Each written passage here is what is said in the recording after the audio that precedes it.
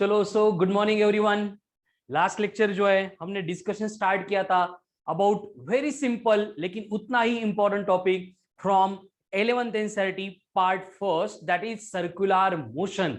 और circular motion को हमने पहले डिसाइड किया था, हम इसको दो पार्ट में सेपरेट करके पढ़ने वाले हैं। पहला पार्ट इंक्लूडेड होगा काइनेमेटिक्स का, मतलब जहां पे हम फोर्स एंड रिलेटेड टर्म का डिस्कशन जो है वो इंट्रोड्यूस नहीं करने वाले हैं, एंड उसको छोड़ के जो सेकंड पार्ट बचेगा उसमें हमें क्या करना है, फोर्स को इंक्लूड करके डिस्कस करना है। यानी अब तक जो डिस्कस किया था वो था रिलेटेड विद काइनेमेटिक्स, एंड आज से जो डिस्कशन हमें स्टार्ट करना है वो रहेगा रिलेटेड टू काइनेमेटिक्स। क्लियर है सबको?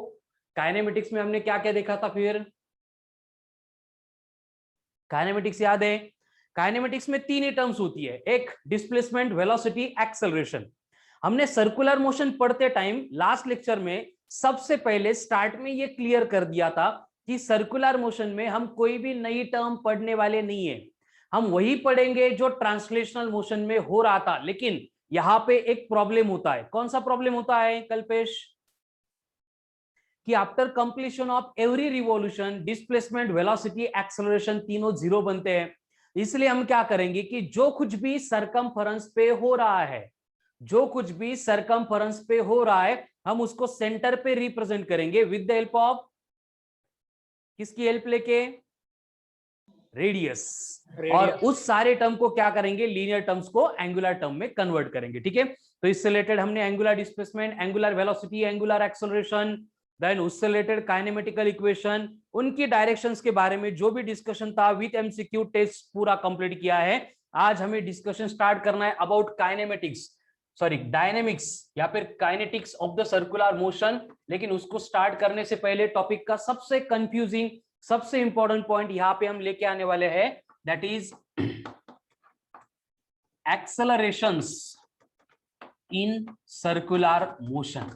जो सर्कुलर मोशन हम पढ़ रहे हैं उसमें कौन से एक्सेलरेशन होते हैं ये हमें यहाँ पे डिस्कस करना है। ठीक है, अब एक एक्सेलरेशन तो हमने स्टार्ट में देख लिया है जो एंगुलर टर्म में था, दैट वाज एंगुलर एक्सेलरेशन। ठीक है, लेकिन आगे जो सर्कुलर मोशन हम पढ़ेंगे उसमें हमें और इंफॉर्मेशन लगेगी रिलेटेड टू सर्कुलर मोशन, जिसमें दूसरे भी एक्सेलरेशन इंक्लूडेड होंगे। ओके, अब क्लियर है ऑडियो वीडियो? Yes sir. ठीक है, तो एक्सेलरेशन इन सर्कुलर मोशन पढ़ना है हमें, लेकिन उससे पहले मैं यहाँ पे टाइप्स ऑफ सर्कुलर मोशन जो है वो उनको इंट्रोड्यूस करा देता हूँ। ठीक है, टाइप्स ऑफ सर्कुलर मोशन। तो बेसिकली सर्कुलर मोशन की दो टाइप्स होती है। यस, स्लाइड गेलिएगा सर? हो, बेसिकली सर्कुलर मोशन के दो टाइप्स होते हैं। कौन से हैं? First one uniform circular motion and second one non uniform circular motion. तो ये सर्कुलर मोशन अगर यूनिफॉर्म है एंड नॉन यूनिफॉर्म है, इसका मतलब क्या होगा? चलो बोलो। Uniform circular motion means what? ऐसी सर्कुलर मोशन जो यूनिफॉर्म है। यूनिफॉर्म है मतलब क्या यूनिफॉर्म होगा सर्कुलर मोशन में? कांस्टेंट स्पीड, वेलोसिटी कांस्टेंट होगी। ओके प्रणव, बोला। आकाश, अवनी, वेलोसिटी कांस्टेंट होगी क्या? Acceleration zero. एक्सेलरेशन जीरो होगा। सर्कुलर मोशन में एक्सेलरेशन कभी जीरो नहीं होता है। ठीक है, यूनिफॉर्म सर्कुलर मोशन मतलब होता है circular motion with constant speed. Circular motion with constant speed, ऐसी सर्कुलर मोशन जिसमें स्पीड कांस्टेंट है, या फिर हम ऐसे बोल सकते हैं कि जिसमें वेलोसिटी का मैग्नीट्यूड कांस्टेंट है, वो बनेगी uniform circular motion. And non uniform circular motion का मतलब होता है the circular motion with variable speed. Circular motion with variable speed, ऐसी सर्कुलर मोशन जिसमें स्पीड वेरी हो रही है वो बनेगी नॉन यूनिफॉर्म सर्कुलर मोशन। ऐसी सर्कुलर मोशन जिसमें स्पीड कांस्टेंट है वो बनेगी यूनिफॉर्म सर्कुलर मोशन। क्लियर है क्या? देखो समझ में आ रहा है क्या क्या लिखा है मैंने बोर्ड पे? क्योंकि इनके ऊपर आगे का एक्सेलरेशन का जो पार्ट है वो डिपेंड करने वाला है कि जितनी भी सर्कुलर मोशन हम सिलेबस में पढ़ेंगे, टॉपिक में पढ़ेंगे, या फिर रियल लाइफ में जितने भी सर्कुलर मोशन के एग्जांपल्स होंगे, हर एक एग्जांपल में एक तो सर्कुलर मोशन यूनिफॉर्म स्पीड से कंप्लीट होगी या फिर वेरिएबल स्पीड से कंप्लीट होगी। मैंने यहाँ पे स्पीड ये वर्ड यूज किया है, वेलोसिटी यूज नहीं किया है। क्यों ऐसे, क्या रीजन है संस्कृति? यहाँ पे मैंने स्पीड यूज किया है, वेलोसिटी नहीं। कुछ फर्क पड़ता है क्या? डायरेक्शन चेंज होने वाला। Very good. हाँ बोलना प्रणव।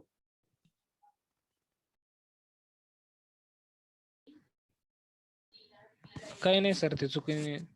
बर देखो, कंडीशन क्या है कि सर्कुलर मोशन मतलब क्या होता है, फिर से एक बार देख लेते हैं क्या है सर्कुलर मोशन। ऋतुजा कर डिफाइन इसको।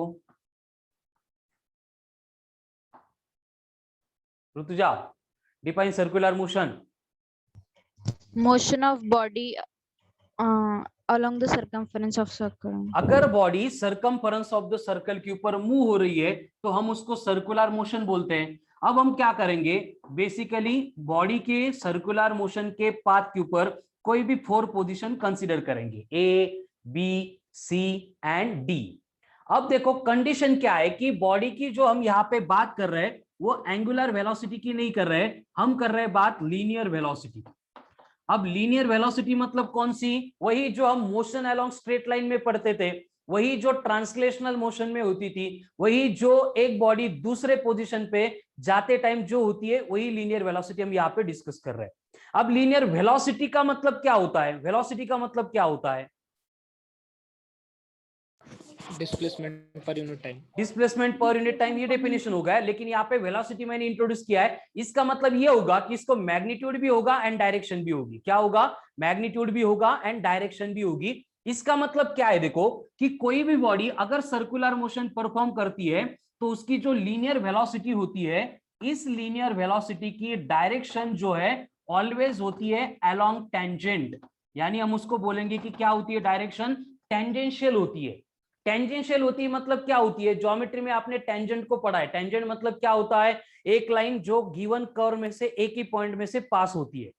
तो इसका मतलब अगर यहाँ पे बॉडी है और वो एंटी क्लॉकवाइज डायरेक्शन में अपनी मोशन परफॉर्म कर रही है, तो जब बॉडी ए के ऊपर थी तो उसकी लीनियर वेलोसिटी की डायरेक्शन अलोंग टेंजेंट मतलब इस तरह से थी। जब थोड़ी देर बाद बॉडी बी के ऊपर गई मतलब उसके लीनियर वेलोसिटी की डायरेक्शन यहाँ पे गई। थोड़ी देर बाद यहाँ पे वेलोसिटी गई सी पे तो डायरेक्शन इस तरह से थी। डी पे बॉडी गई तो वेलोसिटी की डायरेक्शन इस तरह से थी। इसका मतलब यहाँ पे हमें क्या क्लियर होता है, क्या समझ में आता है कि direction of velocity of body performing circular motion changes from point to point. समझ रहा है सबको क्या बोला मैंने? Yes sir. एकदम सिंपल स्टेटमेंट है। देखो जब कभी भी सर्कुलर मोशन की बात आएगी वहां पे आपको एक ही पॉइंट के ऊपर फोकस करना है कि जब बात लीनियर टर्म्स के लीनियर वेलोसिटी की हो रही है, जैसे बॉडी अपनी पोजीशन चेंज करेगी, बॉडी ने पोजीशन चेंज किया मतलब लीनियर वेलोसिटी की डायरेक्शन चेंज हो गई। ऐसा क्यों? क्योंकि वेलोसिटी एक्ट होती है अलोंग टेंजेंट एंड टेंजेंट की सिचुएशन ऐसी है कि tangent can be drawn from only one point. यानी कि अगर बॉडी ए एंड बी के बिटवीन यहाँ पे कोई भी जेड पॉइंट लिया, यहाँ पे आ गई, तो यहाँ पे जो टेंजेंट है वो इस डायरेक्शन में जाएगा। मतलब बॉडी का सर्कुलर मोशन परफॉर्म करने के लिए जो पाथ फॉलो कर रही है बॉडी का अगर पोजीशन चेंज हो गया तो डायरेक्शन चेंज होगी। इसका मतलब हम यहाँ पे लिख सकते हैं स्टार मार्क करके कि in case of circular motion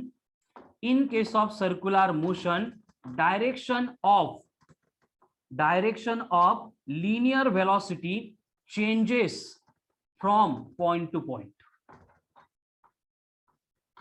ठीक है, जैसे पॉइंट बदलेगा वैसे लीनियर वेलोसिटी की डायरेक्शन वहां पे क्या होने वाली है? चेंज होने वाली है।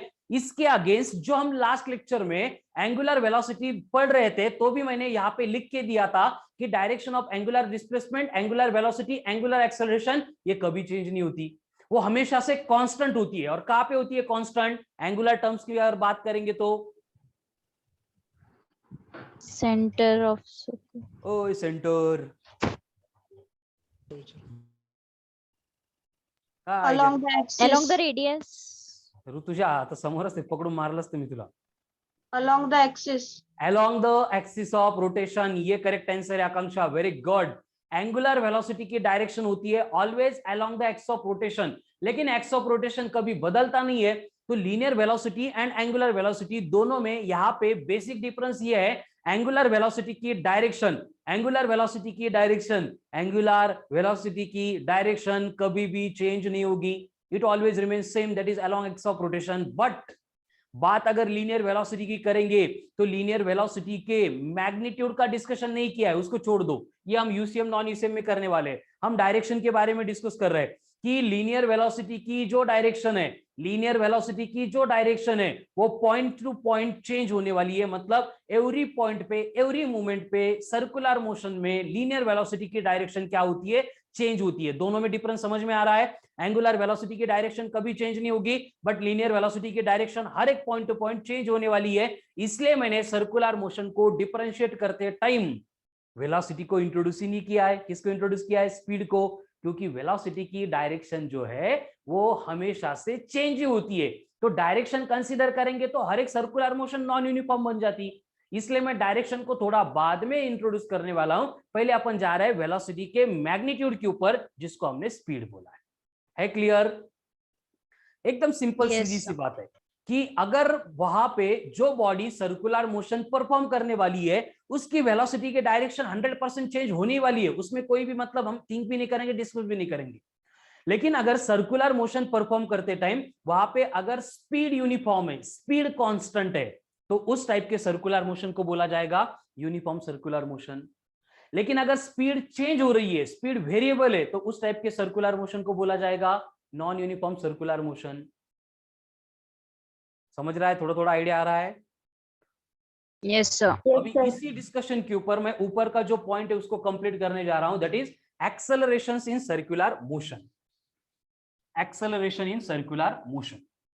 अब एक्सेलरेशंस हमें पढ़ने हैं, उसके पहले जो लास्ट टॉपिक में हमने एक्सेलरेशन को देखा था उसको और फिर से एक बार इंट्रोड्यूस कर देते हैं। देखो इतना ही पॉइंट थोड़ा कंफ्यूजिंग है, ये अगर क्लियर हो गया तो बाकी centripetal force, centrifugal force, then banking of roads, then conical pendulum, then VCM vertical circular motion, ये एकदम सिंपल एक एक फॉर्मूले में कवर होते हैं, उसमें कोई बिग डील नहीं है। ठीक है, तो इसके ऊपर एकदम 100% फोकस दो, इसमें कोई भी कंफ्यूजन नहीं चाहिए। अब एक्सेलरेशन मतलब होता क्या है?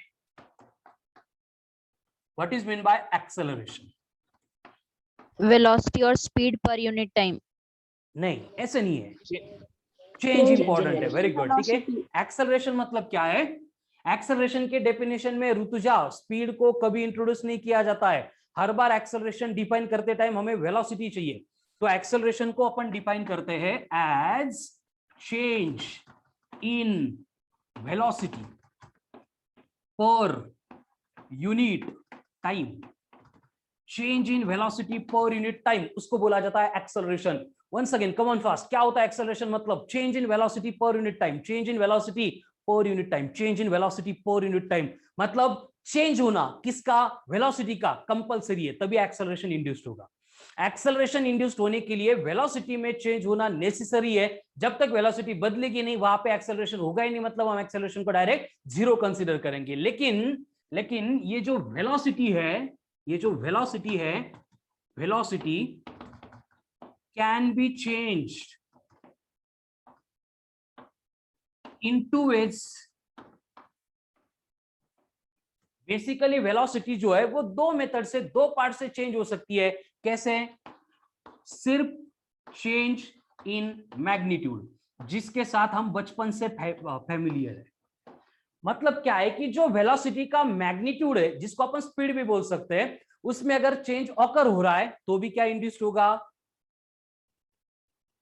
Acceleration. अब ध्यान से सुनो आगे कि अगर मैग्नीट्यूड के चेंज होने से एक्सेलरेशन इंड्यूस्ड हो रहा है तो इस एक्सेलरेशन को हम सर्कुलर मोशन में बोलते हैं एज ए टेंजेंशियल एक्सेलरेशन। ये वर्ड आज के बाद में जितनी भी डीपीपी, जितनी भी टेस्ट आएगी उसमें रिपीटेडली इनका यूज हमें करना है, तो कंफ्यूज नहीं होना है। सिर्फ आपको याद रखना है कि टेंजेंशियल बोला, इसका मतलब वेलोसिटी का मैग्नीट्यूड चेंज होगा। कौन सी वेलोसिटी? लीनियर वाली। एंगुलर का भी अपन डिस्कशन नहीं कर रहे हैं, वो लास्ट लेक्चर में किया था, आगे भी करने वाले। ठीक है, तो देखो basically tangential acceleration, tangential acceleration ये वर्ड यूज किया कि हमारे सामने इमेज आनी चाहिए कि अरे वेलोसिटी का मैग्नीट्यूड बदल रहा है, वेलोसिटी का मैग्नीट्यूड बदल रहा है, टेंजेंशियल एक्सेलरेशन है तो वेलोसिटी का मैग्नीट्यूड बदल रहा है। ठीक है ना? ऐसी बंबार्डमेंट करो इन वर्ड के ऊपर। जसं रात्रीच्या 3 वाजता जरी झोपेतून उठून कोणी विचारलं की टेंजेंशियल एक्सेलरेशन, आपण बडबड केली पाहिजे, change in magnitude of velocity induces tangential acceleration. Clear है सबको? Yes, sir. Yes, sir. अब इस टेंजेंशियल एक्सेलरेशन को हम नोटेशन यूज करते हैं एज ए सफिक्स टी। ए का मतलब एक्सेलरेशन, टी का मतलब टेंजेंशियल। और ये टेंजेंशियल एक्सेलरेशन का एकदम बेसिक फॉर्मूला होता है dv अपॉन dt, जिसको अपन मोशन अलोंग स्ट्रेट लाइन में पढ़ चुके हैं। क्या होता है एक्सेलरेशन?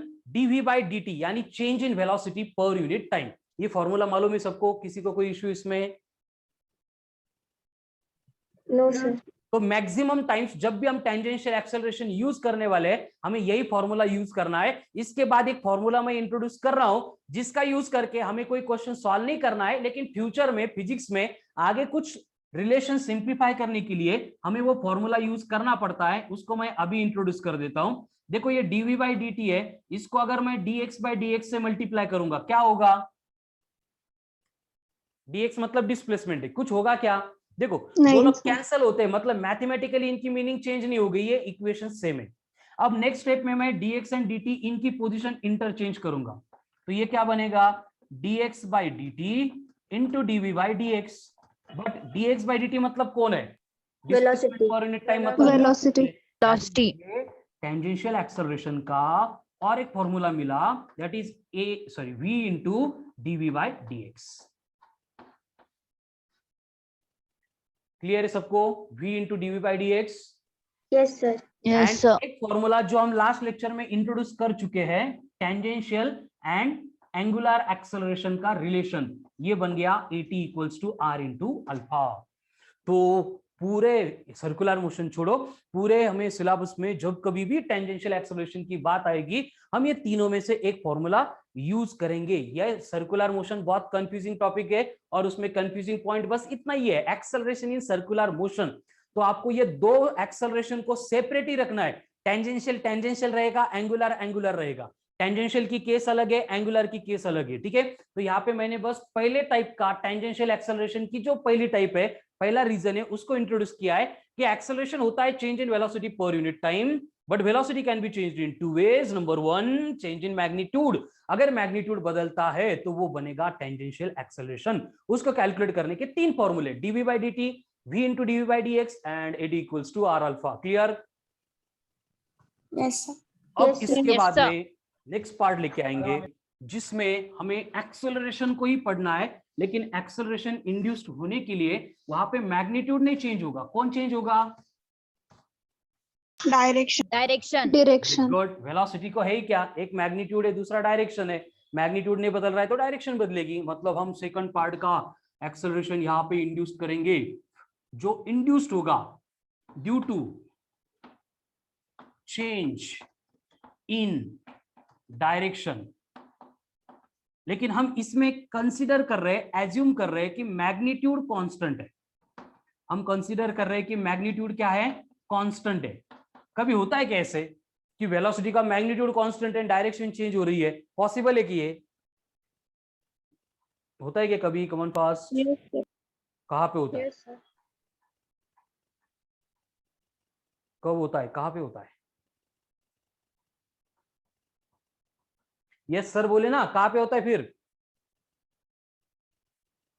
वेलोसिटी का मैग्नीट्यूड नहीं बदल रहा है, सिर्फ डायरेक्शन बदल रही है। Centripetal acceleration. हाँ, Centripetal acceleration में. अभी सेंट्रीपिटल एक्सेलरेशन मतलब क्या होता है? What is mean bye centripetal acceleration?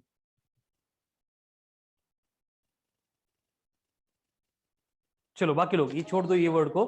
क्या ये ऐसे कभी होता है क्या, चेंज इन डायरेक्शन हो रही है, मैग्नीट्यूड कांस्टेंट है? प्रणव, अरे बाळांनो, आता 5 मिनिटापूर्वी तेच एक्सप्लेन केलं। सर्कुलर मोशन में यही होता है ना।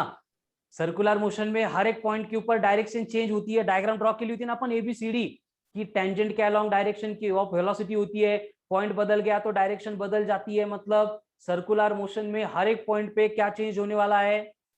Direction. Direction. अगर मैग्नीट्यूड कांस्टेंट है तो वो बनेगी यूसीएम, अगर मैग्नीट्यूड वेरिएबल है तो वो बनेगी नॉन यूसीएम। समझ लगा? हो सर। तो होता है कैसे सर्कुलर मोशन में? मैग्नीट्यूड कांस्टेंट है, डायरेक्शन चेंज हो रही है, होता है क्या? Yes, sir. कहाँ पे? यस सर, सर्कुलर मोशन में। सर्कुलर मोशन में। ओके, तो अगर देखो चेंज इन डायरेक्शन की वजह से एक्सेलरेशन इंड्यूस्ड हुआ, तो इस एक्सेलरेशन को हम कंसीडर करते हैं as a centripetal acceleration, centripetal acceleration, या फिर इसको हम कंसीडर करते हैं as a radial acceleration, centripetal acceleration और रेडियल एक्सेलरेशन। एंड इसको डिनोट करेंगे हम by using a suffix R और ए सफिक्स सी। देखो सिर्फ नोमेनक्लेचर यहां पे इंट्रोड्यूस हुआ है कि सर्कुलर मोशन में, मतलब यही एक टाइप ऑफ मोशन है जिसमें क्या होता है कि मैग्नीट्यूड कांस्टेंट है बट डायरेक्शन चेंज हो रही है, मैग्नीट्यूड कांस्टेंट है बट डायरेक्शन चेंज हो रही है। एंड इस टाइप के डायरेक्शन के चेंज होने से जो एक्सेलरेशन इंड्यूस्ड होता है उसको क्या बोलना है, एज ए Centripetal acceleration. और Radial acceleration. सेंट्रीपिटल, पिटल मतलब टुवर्ड्स, जो सेंटर के टुवर्ड्स एक्ट होता है वो सेंट्रीपिटल, या फिर जो रेडियस के अलोंग एक्ट होता है मतलब रेडियल, तो centripetal radial, centripetal radial, centripetal radial, centripetal radial acceleration. इसका मतलब क्या है, चलो बोलो, सब लोग बोलो, कमन फास्ट, क्या है सेंट्रीपिटल और रेडियल एक्सेलरेशन, बोलते जाओ। The acceleration induced by the change in direction. Velocity. कौन सी वेलोसिटी, लीनियर वेलोसिटी। कौन सी Linear velocity, Linear. Linear velocity. Clear है फिर सबको, कोई इशू नहीं इसमें। देखो एकदम सिंपल Yes, पॉइंट sir. हम डिस्कस कर रहे हैं बेटा, आज हमें इसको ही क्लियर करना है। आगे का हुआ तो ठीक है, नहीं तो कल पढ़ेंगे, कोई गड़बड़ नहीं है, लेकिन इसको क्लियर करना है। सबको मालूम ही ये चीजें, लेकिन फिर भी क्वेश्चन सॉल्व करते टाइम बहुत कंफ्यूज करती है, इसलिए अपन इसको इतना टाइम दे रहे हैं। सर्कुलर मोशन पढ़ रहे हैं और उसमें आज का हमारा डिस्कशन का पॉइंट है एक्सेलरेशन इन सर्कुलर मोशन। उसको पढ़ने के लिए हमने देखा कि सर्कुलर मोशन में एक लीनियर वेलोसिटी भी होती है, उसको कन्वर्ट करके अपन एंगुलर वेलोसिटी बनाते हैं, लेकिन एंगुलर वेलोसिटी का जो कुछ भी था वो हम लास्ट लेक्चर में डिस्कस करके उसको क्लोज वाइंड अप कर चुके हैं। आज हमें डिस्कस करना था terms related to linear velocity, और उससे रिलेटेड हमने देखा कि लीनियर वेलोसिटी का होता क्या है कि जब कोई भी body circumference of the circle के अलोंग मूव होती है, तो जैसे पॉइंट बदलता है वैसे लीनियर वेलोसिटी की डायरेक्शन बदलती है। यानी कि सर्कुलर मोशन में डायरेक्शन कभी भी कांस्टेंट नहीं रहेगी, मतलब हर बार सर्कुलर मोशन में वेलोसिटी की direction point to point change होती ही है। लेकिन हम फिर एक्सेलरेशन को इंट्रोड्यूस कर रहे हैं कि एक्सेलरेशन मतलब change in velocity per unit time है। अब इसमें हमने फर्स्ट पार्ट देखा कि वेलोसिटी की अगर डायरेक्शन चेंज नहीं हो रही है, मैग्नीट्यूड चेंज हो रहा है, तो उस टाइप के एक्सेलरेशन को हम बोलते हैं tangential acceleration, denoted by at given by at equals to dv by dt, या फिर v into dv by dx, या फिर सर्कुलर मोशन है तो at equals to r into alpha.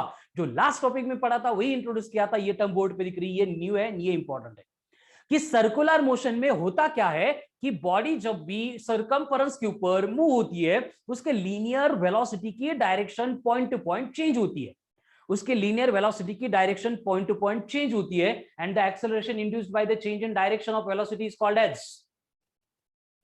Centripetal acceleration. Centripetal acceleration और रेडियल एक्सेलरेशन। ये जो centripetal बोला है या फिर रेडियल बोला है, इसका मतलब ये होगा, क्या होगा, Towards the center. Very good. हर बार ये acceleration along the radius act होगा एंड इसकी डायरेक्शन होगी toward the centre, along the radius act होगा एंड इसकी डायरेक्शन होगी टुवर्ड द सेंटर। AR बोलो AC बोलो, बोथ आर सेम। एंड ये जो सेंट्रीपिटल या फिर रेडियल एक्सेलरेशन कैलकुलेट करना है, इसके जो फॉर्मूले है, तीन ही फॉर्मूले है। पहला वाला R इंटू ओमेगा स्क्वायर, दूसरा वाला V square upon R, and तीसरा वाला V इंटू ओमेगा। टॉपिक के सबसे इंपॉर्टेंट फॉर्मूलेस, रेडियल एक्सेलरेशन और centripetal acceleration is given bye R into omega square, V square by R, या फिर V into omega. What is R? Radius. What is omega? Angular Angular velocity. What is V? Linear velocity. Linear velocity. ये क्या बन गया? Radial और centripetal acceleration क्यों induced होता है?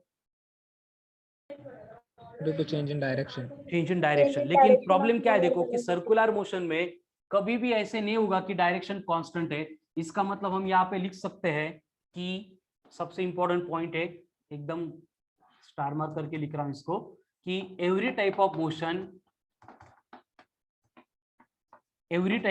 Motion is an accelerated motion. कळलं का? Every type of motion is an accelerated motion, बरोबर आहे का हे? Yes, sir. नाही ना, इथं सर्क्युलर लागल ना बेटा.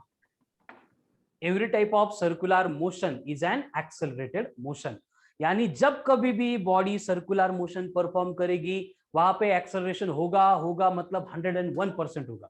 समझ में आ रहा है ना? उसके वेलोसिटी का मैग्नीट्यूड कांस्टेंट है फिर भी एक्सेलरेशन होगा. उसके वेलोसिटी का मैग्नीट्यूड कांस्टेंट है फिर भी वहां पे एक्सेलरेशन इंड्यूस्ड होगा. यानी every type of circular motion is an accelerated motion. Every type of circular motion is an accelerated motion. Clear है सबको? कोई कंफ्यूजन नहीं इसमें?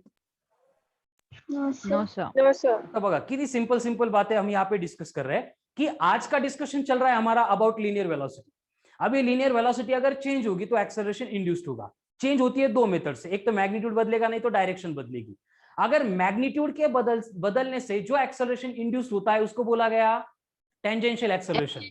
एंड अगर डायरेक्शन चेंज हो रही है तो उसकी वजह से जो एक्सेलरेशन इंड्यूस्ड होगा उसको बोला गया रेडियल और सेंट्रीपिटल एक्सेलरेशन. दोनों के फॉर्मूले बोर्ड पे लिखा है और हमें यहाँ पे क्लियरली मालूम है कि सर्कुलर मोशन में हम मैग्नीट्यूड को कांस्टेंट रख सकते हैं लेकिन डायरेक्शन को चेंज होना ही होना है. इसलिए ये स्टेटमेंट आ गया every type of circular motion is an accelerated motion. And इसी की वजह से जब हम मॉडर्न फिजिक्स पढ़ते हैं, रदरफोर्ड्स एटॉमिक मॉडल जो था उसमें हमने देखा था कि electron revolves around the nucleus into circular orbit. But ये जो स्टेटमेंट है उसके according every type of circular motion is an accelerated motion. It means electron is performing an accelerated motion. If it is true, इसका मतलब ये होगा कि charge is in accelerated motion must have to emit the energy. ये Maxwell का opinion था. उसके according electron अगर सर्कुलर पाथ पे मूव हो रहा है तो उसने एनर्जी इमिट करनी चाहिए. एनर्जी इमिट हो रही है मतलब एनर्जी लॉस हो रही है, मतलब एनर्जी कम हो रही है, मतलब इस इलेक्ट्रॉन को स्पाइरल पाथ फॉलो करके न्यूक्लियस पे फॉल होना पड़ेगा. लेकिन प्रैक्टिकली ये कॉन्ट्रैक्टरी है. ये ड्रॉबैक था किसका? रदरफोर्ड्स एटॉमिक मॉडल का. ठीक है, याद है तो ठीक है, नहीं याद है तो छोड़ दो, इसी के ऊपर फोकस करो. Every type of circular motion is an accelerated motion. Clear है सबको? फिर Yes, sir. Yes, sir. Yes, sir. ठीक है. Now tell me about direction. अगर एक्सेलरेशन इंड्यूस्ड हो रहा है due to change in magnitude तो उस एक्सेलरेशन की डायरेक्शन कहां पे होगी?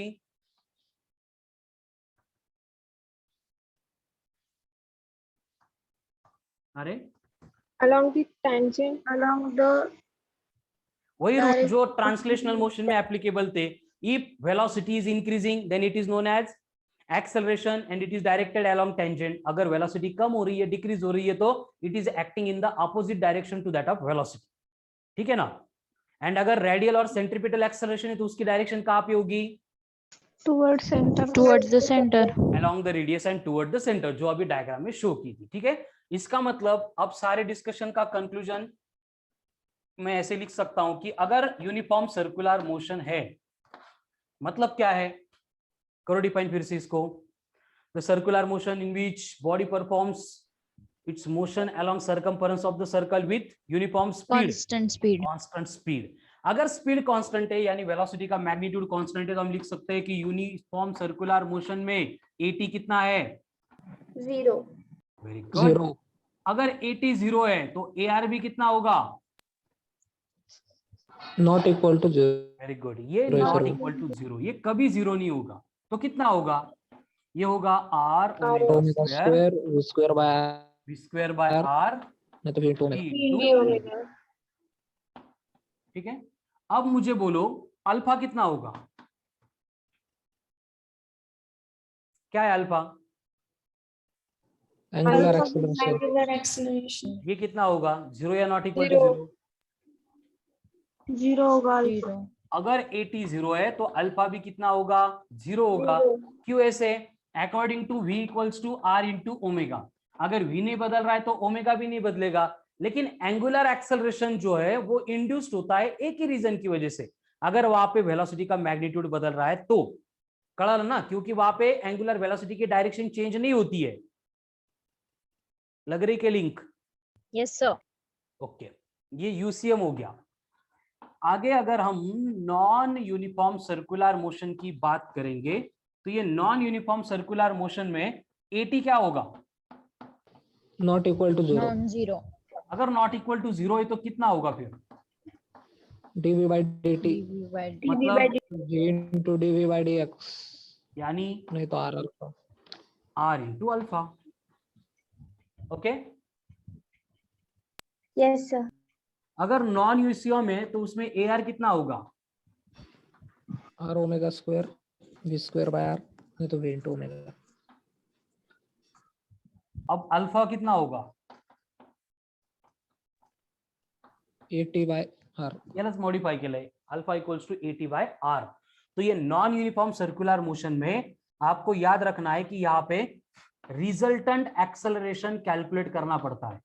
और रिजल्टेंट एक्सेलरेशन कैसे कैलकुलेट करेंगे? ये कैलकुलेट होगा a equal to root of a t का स्क्वायर प्लस ए आर का स्क्वायर। ठीक है ना? ये फॉर्मूला आपको कंफ्यूज करेगा आज के जो वर्कशीट में क्वेश्चन आने वाला है उसमें। चलो बोर्ड पे अब तक हमने जो आधे घंटे से बड़बड़ की थी, डिस्कशन किया था, उसका पूरा कंक्लूजन लिखा है स्टेप बाय स्टेप। देखो, is that clear? Yes Yes, sir. Sir. कोई इशू नहीं Yes, किसी sir. को? No, sir. No sir. क्योंकि ये क्लियर हो गया मतलब सर्कुलर मोशन का सबसे कॉम्प्लिकेटेड पार्ट क्लियर हो गया, बाकी की सर्कुलर सर? बहुत सिंपल है। सर बोला सर तिकडे खाली alpha is equals to 80 by r का लिहिलं, 80 इंटू आर का नाही लिहिलं? फॉर्म्युला काय बेटा? हे बघ वरचा, त्याच्यावर a t equals to r alpha आहे की नाही? हो सर। मग अल्फा इक्वल्स टू काय असेल? अच्छा ओके सर। चलो clear? Yes sir. Yes sir. तो आगे बढ़ेंगे। अब आगे का पार्ट एकदम सिंपल है। देखो, हमने अभी इतनी बड़बड़ करके, इतनी जोर जोर से चिल्ला के एक ही बात यहाँ पे एक्सप्लेन की है कि every type of circular motion is N, अरे बोला ना, Accelerated motion. Every type of circular motion is N, accelerated motion। Accelerated motion. Every type of circular motion is N, Accelerated motion. Every type of circular motion is N. Accelerated Accelerated motion. motion। ठीक है, very good. सगळे बोला, शांत बसू नका। ठीक है, every type of circular motion is an accelerated motion, every type of circular motion is an accelerated motion, every type of circular motion is an accelerated motion, every type of circular motion is an accelerated motion. अब सुनो, according to Newton's law, to maintain an accelerated motion there is a requirement of force. यानी यहाँ पे dynamics या फिर kinematics start हो गया। क्यों स्टार्ट करना पड़ा? उसका रीजन ये है कि सर्कुलर मोशन है मतलब एक्सेलरेशन होगा। अगर एक्सेलरेटेड मोशन है तो उस एक्सेलरेटेड मोशन को मेंटेन रखने के लिए फोर्स की रिक्वायरमेंट होती है। ये न्यूटन बोल के गया है, ये मालूम था सबको? Yes sir. ठीक है, वेरी गुड। नहीं भी मालूम था तो मैंने अभी बोल दिया। क्या बोला मैंने? कि to maintain every type of accelerated motion there is requirement of force. ठीक है, रिपीट करो मेरे साथ। To maintain every type of circular motion there is requirement of force, but circular motion is an accelerated motion. इसका मतलब हर एक circular motion को maintain रखने के लिए हमें एक फोर्स की रिक्वायरमेंट होगी, बराबर? Yes, sir. अब Yes, sir. देखो, सर्कुलर मोशन में हमने इतने सारे एक्सेलरेशन पढ़े हैं, लेकिन कौन सा एक्सेलरेशन कंपलसरी है जो हर बार प्रेजेंट होता है? Centripetal. सेंट्रीपिटल। ठीक है, तो इसका मतलब हम लिख सकते हैं कि to maintain circular motion there is requirement of force known as, कौन सा force? Centripetal force. Centripetal force. तो अब सेंट्रीपिटल फोर्स का इंपॉर्टेंस समझ में आ गया? यानी कि Yes, हम बोल sir. सकते हैं कि सेंट्रीपिटल फोर्स के बिना सर्कुलर मोशन पॉसिबल ही नहीं है, बरोबर? Yes, sir. क्यों ऐसे? Because circular motion is an accelerated motion और centripetal acceleration centripetal force की वजह से ही होगा ना। Very good. Circular motion perform करनी है तो वहां पे सेंट्रीपिटल एक्सेलरेशन रहेगा ही रहेगा, एंड उस एक्सेलरेशन को मेंटेन करने के लिए फोर्स की रिक्वायरमेंट होगी।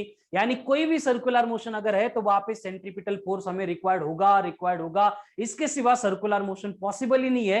एंड ये सेंट्रीपिटल फोर्स रिलेटेड सबसे इंपॉर्टेंट पॉइंट जो है कि ये जो सेंट्रीपिटल फोर्स है ये है रियल फोर्स।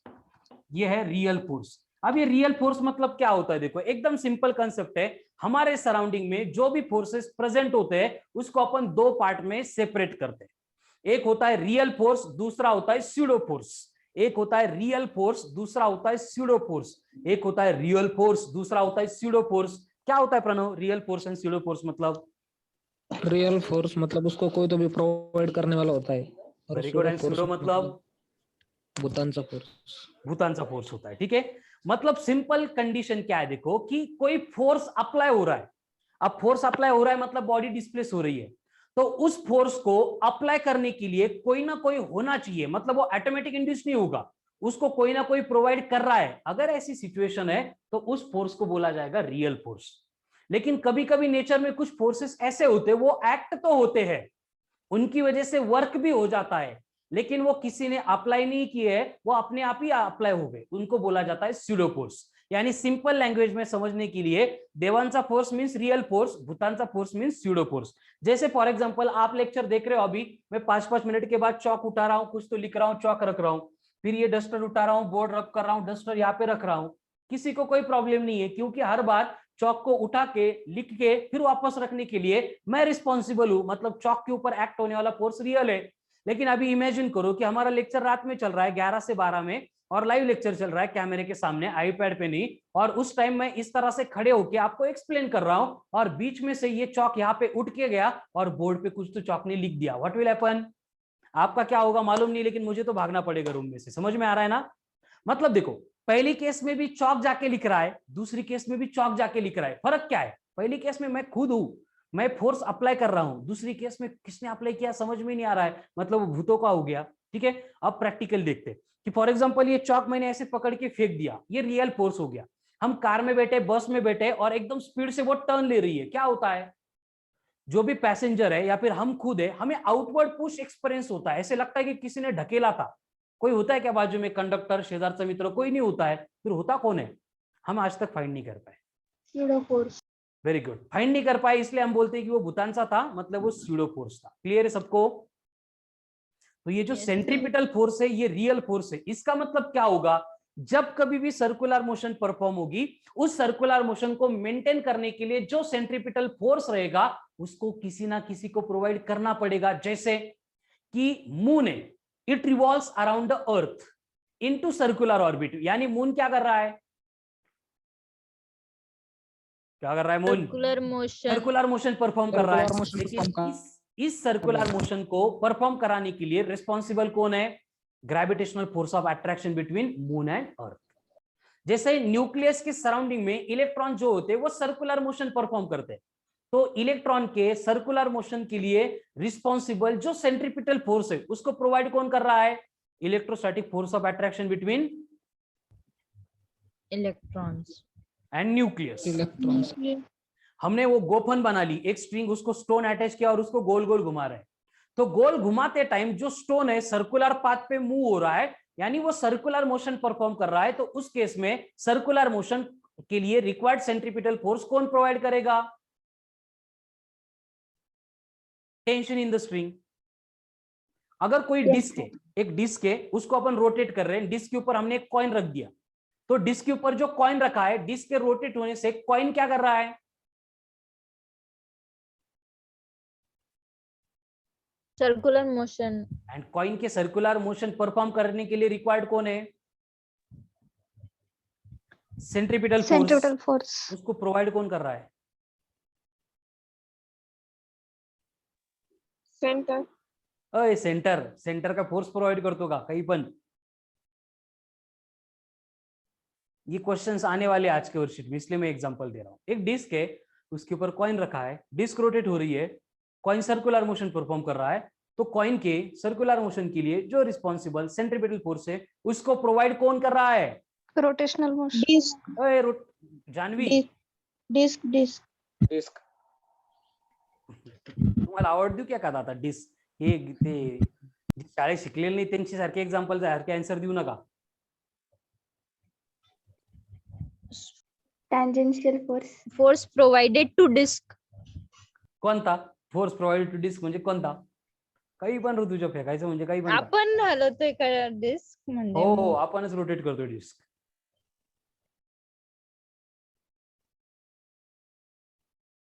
Frictional force.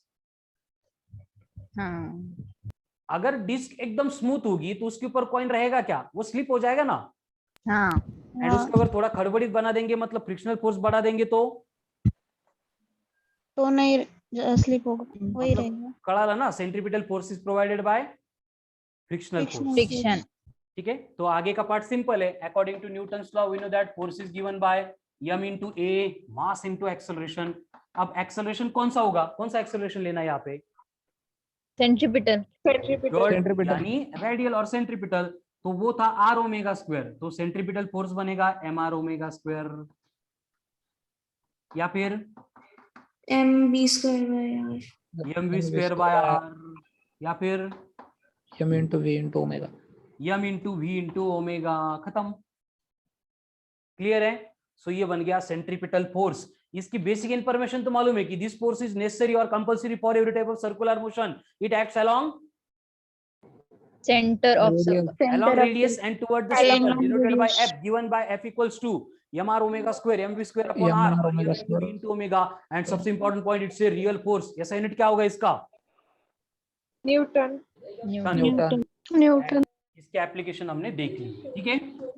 अब आगे मुझे ये पूछना है आपसे कि अगर कोई फोर्स है जो बॉडी को सेंटर की टुवर्ड्स खींच रहा है, अगर कोई फोर्स है जो बॉडी को सेंटर के टुवर्ड्स खींच रहा है, क्लियर है सबको?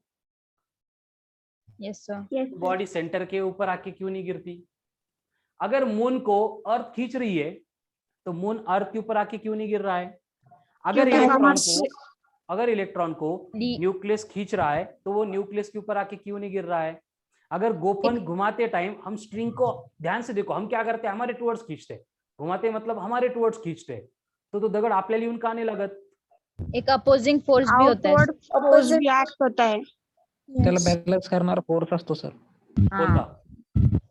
Centrifugal centrifugal. कुठून आला तो? सुडो फोर्स आहे सर तो। कोणी अप्लाय केला तो? कोणीच नाही, त्यांनी ते नाही माहिती। ठीक है, वेरी गुड। कोणी अप्लाई केला ते माहित नहीं। इसका मतलब होता क्या है, देखो कि कभी भी जब भी ये सेंटर है, इसके सराउंडिंग में सरकमफेरेंस के ऊपर बॉडी मूव हो रही है, तो यहाँ पे जो बॉडी थी, हमने अभी डिस्कस किया, सेंट्रीपिटल फोर्स सेंटर के टुवर्ड खींच रहा था, फिर भी बॉडी सेंटर के ऊपर आके नहीं गिर गई, क्योंकि ये सेंट्रीपिटल फोर्स जो बॉडी को सेंटर के टुवर्ड्स खींचता है, उतनी ही मैग्नीट्यूड का फोर्स, जिसको अपन बोलते हैं एफसी, उसका मैग्नीट्यूड, बस डायरेक्शन अपोजिट है, मतलब वो निगेटिव आता है, एंड इसको बोला जाता है एज ए सेंट्रीफ्यूगल। फ्यूगल मतलब अवे फोर्स। समझ रहा है? एक फोर्स सेंटर के टुवर्ड्स खींच रहा है, वो रियल फोर्स है जिसको किसी ना किसी को प्रोवाइड करना पड़ेगा। लेकिन ये फोर्स एक्ट होने से, because of Newton's third law, action reaction pair होती है, यहाँ पे और एक फोर्स इंड्यूस्ड होता है, लेकिन इस फोर्स को कोई भी प्रोवाइड करता ही नहीं है, ये अपने आप इंड्यूस्ड होता है।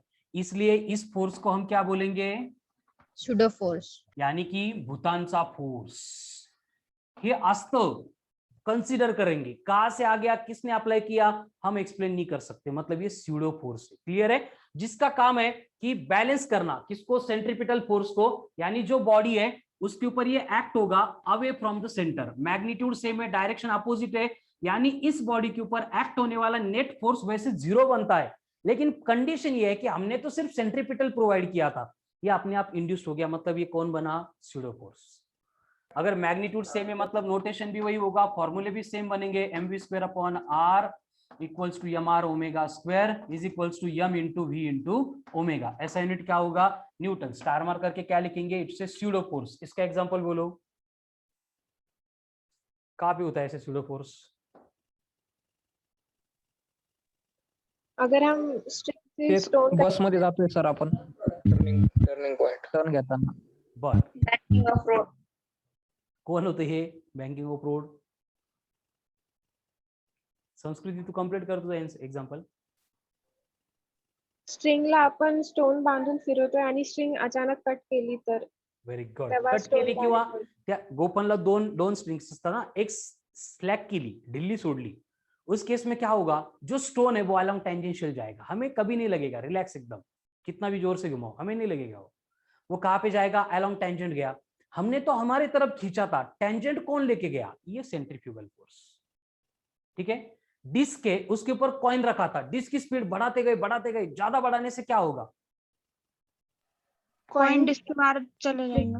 अवे हाँ। चले जाएगा मतलब स्लिप हो जाएगा, लेकिन फ्रिक्शनल फोर्स तो सेंटर के टुवर्ड खींच रहा था, बाहर कौन लेके गया? Centrifugal force. Centrifugal force. Clear है सबको? फिर यस।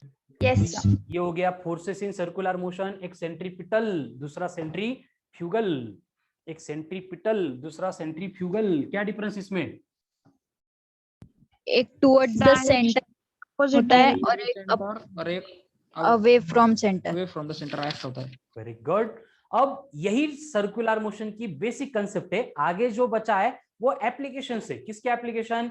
ये सेंट्रीपिटल फोर्सेस के एंड सेंट्रीफ्यूगल फोर्सेस के। ठीक है, तो उनको वन बाय वन हम कंप्लीट करेंगे। स्टार्ट करते विथ बैंकिंग ऑफ रोड।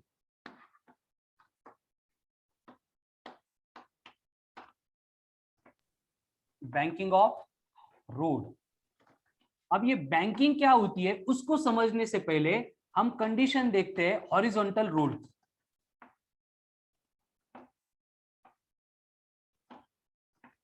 अब हॉरिजॉन्टल रोड की कंडीशन मतलब क्या है कि देखो एकदम सबको फैमिलियर, अभी ये मालूम भी है कि ऐसे अपन टर्न ले रहे हैं और रोड कैसा है? हॉरिजॉन्टल है, मतलब वहां पे बैंकिंग नहीं की है, मतलब ऐसे सपाट रोड है और इसके ऊपर हमें टर्न लेना है। तो इसमें क्या होगा, जहां से ये कर्वेचर स्टार्ट हुआ है ए से, जहां पे ये एंड होता है बी पे, यहां से जब ये हमारी व्हीकल, हमारी कार जो भी है ट्रैवल करेगी, तब तक ये क्या परफॉर्म करने वाली है?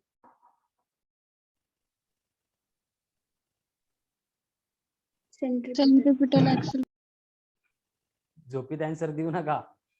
Circular motion. Circular motion perform करने वाली। क्या करने वाली है? सर्कुलर मोशन परफॉर्म करने वाली। कळतंय का? कबाल आजच्यासाठी देखो क्या बोला मैंने कि हॉरिजॉन्टल रोड पे जब कार ए से निकलेगी और बी के ऊपर आएगी, तो जब ये ए टू बी इस कर्व के ऊपर ट्रैवल कर रही है, तो ये क्या परफॉर्म कर रही है? सर्कुलर। क्लियर है सर्कुलर सबको? मोशन। सर्कुलर मोशन परफॉर्म हो रही है, बराबर। यस। अगर यहाँ पे सर्कुलर मोशन परफॉर्म हो रही है तो इसका मतलब क्या होगा? इसका मतलब ये होगा कि यहाँ पे सेंट्रीपिटल फोर्स की रिक्वायरमेंट होगी, बराबर। कितना होता है centripetal force? mv square. mv square by r. Clear है सबको? यस। लेकिन सेंट्रीपिटल फोर्स मतलब कौन है? Real force. रियल फोर्स है। इसका मतलब उसको किसी ना किसी को प्रोवाइड करना पड़ेगा। तो जब ये कार रोड पे चल रही है तो सेंट्रीपिटल फोर्स कौन प्रोवाइड करेगा? Frictional force. और ये फ्रिक्शनल फोर्स का फॉर्मूला होता है म्यू इंटू एम इंटू जी। कैसे आ गया, क्या आ गया? एनएलएम में हम डिटेल में देखेंगे, ठीक है? तब तो डायरेक्ट फॉर्मूला याद करो इसका। फ्रिक्शनल फोर्स कैलकुलेट करने का एक ही फॉर्मूला होता है, that is mu into N, and N का मतलब होता है mg। Mu into mg। हे कळालं सगळ्यांना? यहाँ पे mm कैंसिल हो जाएगा और ये v इज इक्वल्स टू बनेगा square root of mu into r into g। और ये जो एक्सप्रेशन बन रहा है, ये एक्सप्रेशन होता है फॉर v मैक्स, मतलब maximum speed of a car along horizontal curve road के लिए। किसके लिए फॉर्मूला ये? v max equals to root of mu are G वाला। Maximum speed of a car along horizontal curve road. समझ रहा है आपको क्या लिखा मैंने ये दो इक्वेशन में? अरे झोपलेगा, उत्तर द्या पटपट। कळालं का? हो सर। तो v max equals to mu are g मिला। उसमें म्यू मतलब क्या है? Coefficient of between road and vehicle के टायर। आर का मतलब क्या है? Radius of curvature. जी का मतलब क्या है? एक्सेलरेशन ड्यू ये एक्सप्रेशन ऐसा बोलता है कि अगर ये कार यहाँ पे जब अपना टर्न या फिर कर्व कंप्लीट कर रही थी, तो उसने अगर इस स्पीड से ज्यादा स्पीड से ये कर्व कंप्लीट करने का ट्राई किया, तो कार सर्कुलर पाथ पे मूव नहीं हो सकती। समझ में आ रहा है ना? ये मैक्सिमम स्पीड है। इससे अगर स्पीड बढ़ गई तो जो कार यहाँ पे जा रही थी उसको टेंजेंशियल डायरेक्शन में जाना पड़ेगा, टॉपल होना पड़ेगा, पलटी होना पड़ेगा, उसका एक्सीडेंट हो जाएगा। समझ रहे हैं आप? इसलिए ये मैंने यहाँ पे वी मैक्स लिखा है। तो बोर्ड पे जो मिल रहा है आपको वो है expression for maximum speed of a car along horizontal curve road. क्या है वो? Expression for maximum speed of a car along horizontal curve road. कर लो। यस ओ Yes, सर। अब मेरा इससे रिलेटेड क्वेश्चन है, पहले इसका स्क्रीनशॉट ले लो, लिख लो कि अगर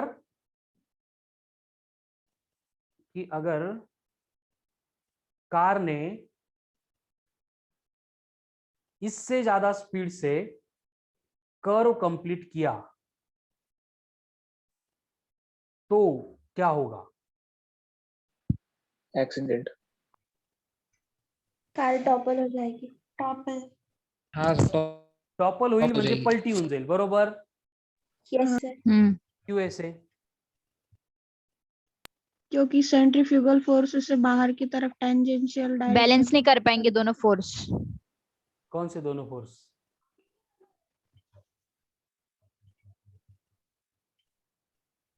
कंप्लीट करो आंसर बेटा, जो बोल रहे हो कंप्लीट बोलो, एक एक शब्द नका सांगू मला। सेंट्रीफ्यूगल और सेंट्रीपिटल और सेंट्रीफ्यूगल क्यों नहीं बैलेंस हो जाएंगे? क्या फर्क पड़ेगा?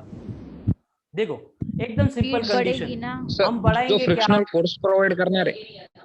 एक मिनट प्रणव फक्त, देखो कंडीशन क्या है, हम बढ़ाएंगे किसको? स्पीड को। वेलोसिटी को, स्पीड को। स्पीड बढ़ी मतलब कौन बढ़ा? Centripetal acceleration. mv square upon r बढ़ा। स्पीड बढ़ी मतलब कौन बढ़ा? mv स्क्वायर अपॉन आर बढ़ा।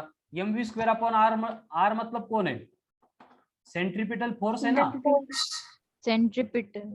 तो सेंट्रीपिटल फोर्स बढ़ा मतलब हमारे लिए अच्छा है ना, वही तो सर्कुलर मोशन परफॉर्म करने के लिए रिक्वायर्ड है। तो क्यों ऐसे हो रहा है? बट ठीक है, सेंट्रीपिटल फोर्स बढ़ा तो इसका मतलब ये होना चाहिए था कि जो कार है वो सेंटर के टुवर्ड आनी चाहिए थी, वो इधर नहीं आ रही, उधर जा रही है। ऐसे क्यों? क्योंकि फ्रिक्शनल फोर्स भी बढ़ा।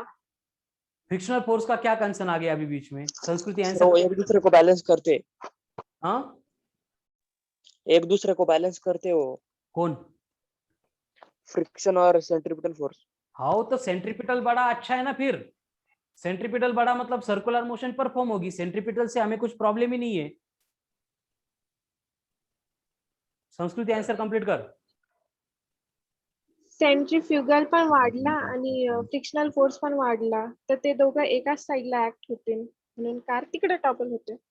काही पण प्रणव। सर सेंट्रीपिटल फोर्स हा रियल फोर्स आहे आणि त्याला प्रोव्हाइड करणारा जो फ्रिक्शनल फोर्स आहे तो एका लिमिट पर्यंतच ऍक्ट होऊ शकतो। ये कंसेप्चुअल आणि आंसर है, सुनो इसको। सेंट्रीपिटल फ्युगल फोर्स पण सेंट्रीपिटल फोर्सला म्हणजे जास्त होऊ शकतो त्याच्यापेक्षा, त्याच्यामुळे बॉडी त्या साइडला टॉपल होऊन जाईल। एक्सलेंट, करेक्ट है। ठीक है, अब फिर से मेरा क्वेश्चन सुनो और उसके ऊपर का एक्सप्लेनेशन सुनो। क्वेश्चन मेरा ये था कि ये मैक्सिमम स्पीड लिमिट है, इससे ज्यादा स्पीड से कार भगाएंगे तो कार क्या करेगी? पलटी हो जाएगी, टॉपल हो जाएगी, उल्टी हो जाएगी, एक्सीडेंट हो जाएगा। लेकिन मैंने ये पूछा था कि अगर v बढ़ रही है, स्पीड बढ़ रही है, मतलब mv स्क्वायर अपॉन आर बढ़ रहा है, mv स्क्वायर अपॉन आर बढ़ रहा है मतलब सेंट्रीपिटल फोर्स बढ़ रहा है। लेकिन सेंट्रीपिटल फोर्स तो रिक्वायर्ड है सर्कुलर मोशन के लिए, तो सेंट्रीपिटल फोर्स बढ़ने से हमारे सर्कुलर मोशन को कोई प्रॉब्लम नहीं होना चाहिए था, फिर भी कार टॉपल क्यों होती है? ये मेरा क्वेश्चन था। जो आंसर प्रणव ने दिया वो करेक्ट था, अभी मैं उसको डिटेल में एक्सप्लेन कर रहा हूं। देखो संस्कृती काही पण आंसर सांगते, तीनदा झालं तरी पण आता व्यवस्थित आहे का? v बढ़ा मतलब कौन बढ़ी? स्पीड बढ़ी। स्पीड बढ़ी यानी कौन होगा? mv स्क्वायर अपॉन आर, ये पूरा बढ़ा। लेकिन फैक्ट ये है कि centripetal force is a real force. Real force होने की वजह से क्या है, इसको प्रोवाइड करना पड़ता है, ये अपने आप नहीं आता है। तो मैंने जो यहाँ पे बोला कि सेंट्रीपिटल फोर्स बढ़ा, सेंट्रीपिटल फोर्स नहीं बढ़ा, सेंट्रीपिटल फोर्स की रिक्वायरमेंट बढ़ी। क्या बढ़ी? सेंट्रीपिटल फोर्स की रिक्वायरमेंट बढ़ी। और वो रिक्वायरमेंट फुलफिल करने वाला कौन है? वो रिक्वायरमेंट फुलफिल करने वाला ये फ्रिक्शनल फोर्स है, ये थोड़ी बढ़ा। तो इससे होगा क्या? सेंट्रीपिटल फोर्स की रिक्वायरमेंट बढ़ गई, उसको प्रोवाइड नहीं किया जा रहा है। लेकिन सेंट्रीफ्यूगल फोर्स ये हमेशा से सेंट्रीपिटल के इक्वल होता है, लेकिन इसको कोई प्रोवाइड नहीं करता है, वो अपने आप चला ही जाता है, अपने आप इंड्यूस होता ही होता है। इसका मतलब जिस पॉइंट पे हम इस वेलोसिटी को एक्सीड करेंगे उस पॉइंट पे सेंट्रीपिटल फोर्स की रिक्वायरमेंट बढ़ेगी जो फुलफिल नहीं होने वाली है, एंड सेंट्रीपिटल की रिक्वायरमेंट बढ़ने से सेंट्रीफ्यूगल बढ़ जाएगा, एंड एक पॉइंट पे इन दोनों में इनबैलेंस हो जाएगा, सेंट्रीफ्यूगल सेंट्रीपिटल को एक्सीड करेगा, एंड एक्सीड करने के बाद ये कार को अपने साथ में इधर लेके जाएगा। खत्म। कळालं का? Yes sir. हो कन्फर्म? Yes sir. सर हा, म्हणजे फ्रिक्शनल सेंट्रिपिटल फोर्सचं फक्त रिक्वायरमेंट वाढती तर फ्रिक्शनल फोर्स वाढत नाही ना? फ्रिक्शनल फोर्स कसा वाढेल? तो वाढवायचा असेल तर आपल्याला म्यू वाढवावा लागेल, नाहीतर mg वाढवावा लागेल.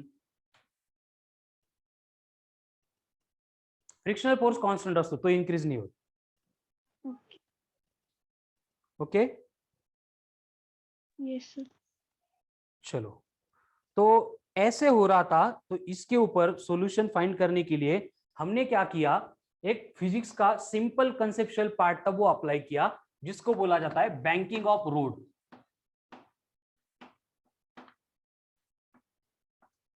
क्यों करना पड़ा? देखो, जो फॉर्मूला हमने देखा है Vmax equal to root of mu are g, और ये स्पीड लिमिट है वो प्रैक्टिकली इतनी कम आती है कि उसकी रेंज 10, 20, 25 किलोमीटर पर आवर होती है, जो हाईवेज पे मेंटेन करना पॉसिबल नहीं है. इसके लिए एक्सीडेंट के नंबर्स इंक्रीज होते थे. तो यहाँ पे म्यू आर जी बढ़ाने के लिए, म्यू बढ़ाना मतलब रोड पे खड्डे बनाने पड़ेंगे बड़े बड़े, है ना, और जो डांबर डालते उसको डालना नहीं पड़ेगा. तो वो ऐसे करेंगे तो क्या होगा, टायर की लाइफ, माइलेज और हमारी लाइफ कम हो जाएगी, तो वो पॉसिबल नहीं है.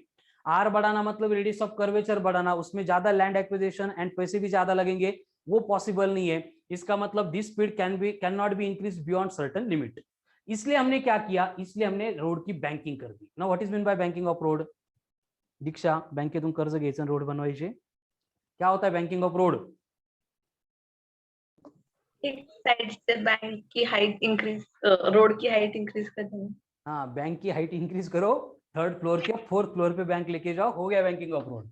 ठीक है, बैंकिंग ऑफ रोड मतलब क्या होता है कि देखो, जहां पे कर्वेचर पे हम ऐसे हॉरिजॉन्टल रोड रखते थे, बस वहां पे क्या करना है, जो आउटर एज है उसको इस तरह से थोड़ा सा एलिवेट करना है, रेज करना है. ठीक है, इस प्रोसेस को बोला जाता है बैंकिंग ऑफ रोड. तो है क्या बैंकिंग ऑफ रोड? मतलब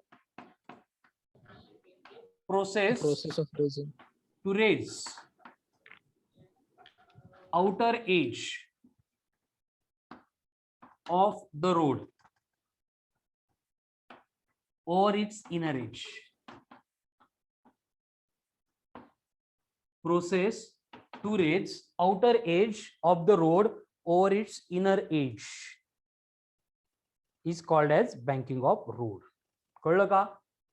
क्या है बैंकिंग ऑफ रोड? मतलब आउटर एज को थोड़ा सा रेज करना. कहीं पे भी आप घूमने जा रहे हो, सिटी के बाहर कोई भी टर्न है, जैसे घाट सेक्शन भी है ना, खुलताबाद महेशमल जाते टाइम, तो आपको मालूम होगा कि वहां पे आउटर एज थोड़ी सी रेज की जाती है, उसकी हाइट बढ़ा दी जाती है. ठीक है, उसको बोला जाता है बैंकिंग ऑफ रोड. यानी जो रोड पहले ऐसे हॉरिजॉन्टल हुआ करता था, उसको एलिवेट किया जाता है ऐसे, और ये रोड ऐसे दिखने लगता है. ठीक है, ये एंगल ऑफ बैंकिंग थीटा बनता है, एंड ये एलिवेशन वहां पे एच बनता है. ये रोड की विड्थ बन गई आर. क्लियर है सबको? समझ रहा है बैंकिंग ऑफ रोड मतलब क्या है? Yes sir. क्या है फिर banking of road? The process to rise outer edge of the road over its inner edge. Very good, prepare हो गया, बोर्ड पे भी लिखा है. ठीक है, अब मेरा ये क्वेश्चन है कि रोड की बैंकिंग करने से ऐसा क्या हो गया, ऐसे आउटर एज को रेज करने से ऐसे क्या हो गया कि व्हीकल की स्पीड लिमिट बढ़ गई? सुडो फोर्स कंट्रोल में आया. हाँ, बैलेंस होने लगे. क्यों असा सपोर्ट देईन का हा रोड तिकडून पलटी व्हायला लागल्यावर कारला? वेलोसिटी कंपोनेंट्स में बढ़ गई ना इसलिए. हाँ, चलो बोलो.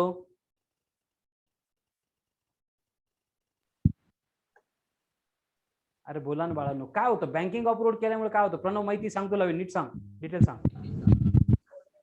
तो स्पीड लिमिट बढ़ता टर्न लेने का. वेरी गुड, स्पीड लिमिट बढ़ता है. एक्सलेंट आंसर बेटा. क्यों, कैसे?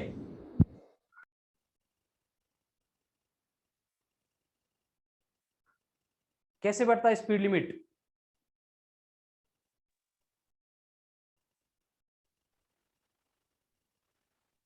नहीं माहिती? संस्कृती?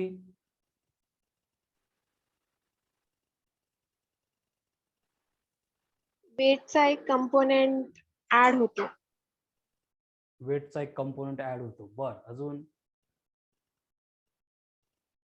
ठीक है, आज के लिए मेरा ये क्वेश्चन है आपको. क्या है क्वेश्चन?